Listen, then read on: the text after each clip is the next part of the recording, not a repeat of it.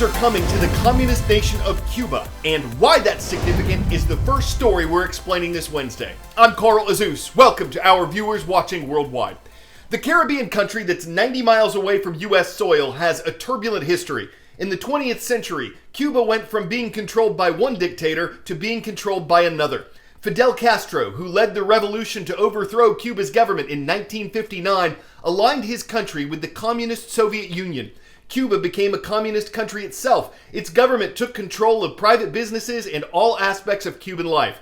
That, combined with the Cuban government's human rights abuses, soured relations with the democratic United States. It put a trade embargo on Cuba, limiting Americans' ability to do business with the communist country and pressuring Cuba to make democratic reforms.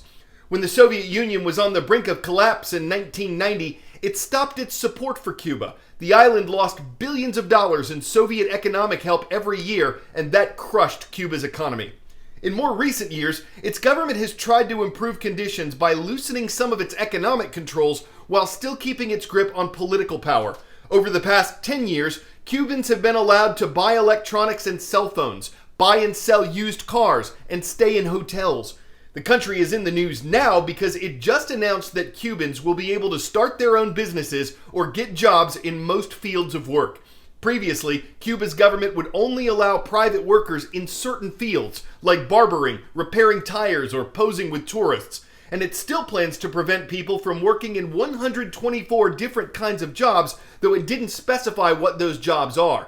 A CNN correspondent on the island says the Cuban government will probably keep total control over healthcare and the media.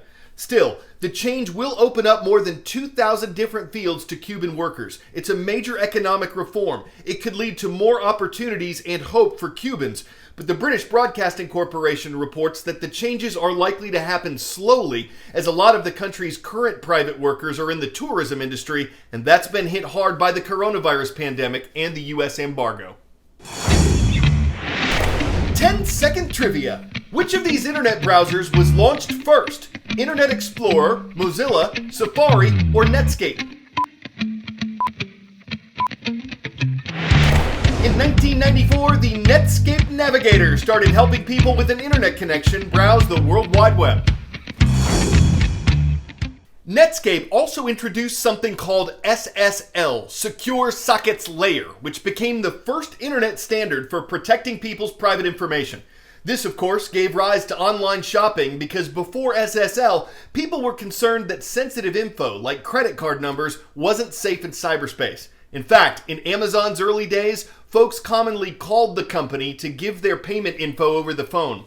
Though online shopping has dramatically changed how people shop in recent years, it carries an additional challenge for retailers. There are more returns of things ordered online than things bought in the store.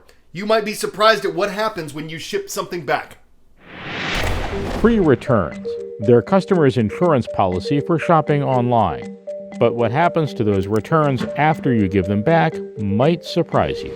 So customers really believe that the product just goes into the black hole or ends up being resold to another customer. In many instances, that's not the case. In reality, many of these products never return anywhere. Instead, they may end up here. Or even here. Easily 25% of all these returns get destroyed. In fact, returns have become such a headache for retailers that in some cases they're just refunding customers and letting them keep or donate the unwanted items. The cost of getting the product back from the customer is much higher than traditional logistics getting the product to the customer. Turns out, free returns are far from it. There's a very large disparity between the amount of returns that happen from consumers that buy products online versus in the store. In a brick and mortar store, we typically get somewhere between 5 and 10% returns, but online we get north of 30% returns. In 2020, the coronavirus pandemic pushed online shopping and returns to record highs. CBRE, a commercial real estate service, estimates that Americans will end up returning $70 billion worth of online purchases post-holiday season. That's a staggering 73% growth from the previous 5-year average. Here's why that's a problem. The entire returns business in and of itself is just extremely complex. Big retailers already use data to improve the shopping experience on the front end. Walmart believes data should play a bigger role in the returns process, too. We're constantly digging into the data to understand why customers are bringing stuff back. And we actually can solve a bigger portion of the end of the life cycle of the product by stopping the return from ever occurring. So if I know that I have an item that is low quality, we work with the manufacturer to fix it or we quit selling it.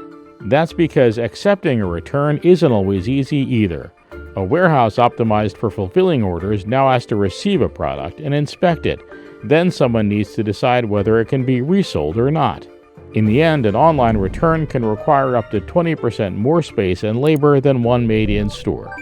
Those costs are part of why Optoro, a return solution company, estimates that returning a $50 item can cost a retailer 59% of its sale price. Often, the math just doesn't add up. Look, the best return is the one that never happens. But when it does happen, it's about stopping the return or finding alternate ways where the customer brings it back to handle the item, to handle the return. And that's where liquidators come in. So this is a product that came in one of these pallets. Liquidators like this one are the middlemen between retailers and resellers. We sort, organize, process, and figure out methods to get them to the right home. And that's really what we do here. They buy returned merchandise, then sort and evaluate it before auctioning it to discount stores and authorized resellers. You'd be able to resell them at a profit because you'd be purchasing them at a real fraction of what the actual cost is. But some returns never make it to a liquidator. Products ending up in landfills, customers don't really even think of that as part of the purchase process. Every year, returns produce an estimated 5 billion pounds of waste in landfills. It's generally risky to remind consumers how potentially wasteful their consumerism is. So in general, retailers are hesitant to lean too heavily into those kind of awareness campaigns. The solution is complicated, but Walmart, for one, says online shopping could actually help reduce the number of returns made. When a customer goes online and tells me I'm returning this item for these reasons, I'm more apt to harness the information than I am if you just walk into a store and drop it off. And it's not just data.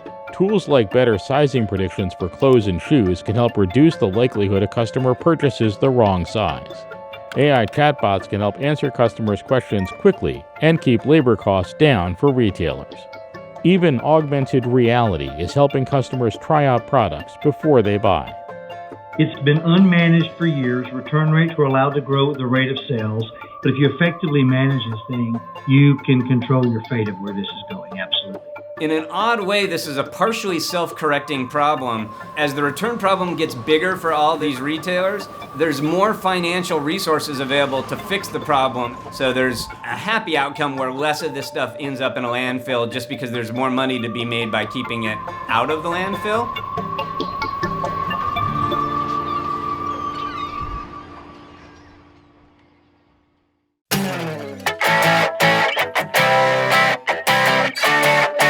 Fourscore and 7 years ago, well, actually a lot less than that, was when an artistically inclined man in New York became dedicated to the proposition of sculpting snow. His latest effort has neighbors and passersby stopping, staring, and snapping pictures. Robert Schott says conditions were just right. First, there was snow. He wasn't traveling, he was healthy, he didn't have to commute to work in the city. And while his sculpture may perish from the earth, his community's admiration lives on.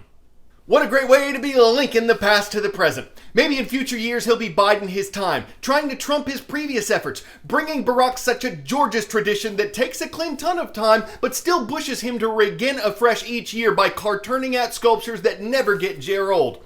Presidential puns, they command respect. Want to give a shout out to the Conrad Schools of Science, the students watching from Wilmington, Delaware, as we're well aware. I'm Carl Azus for CNN.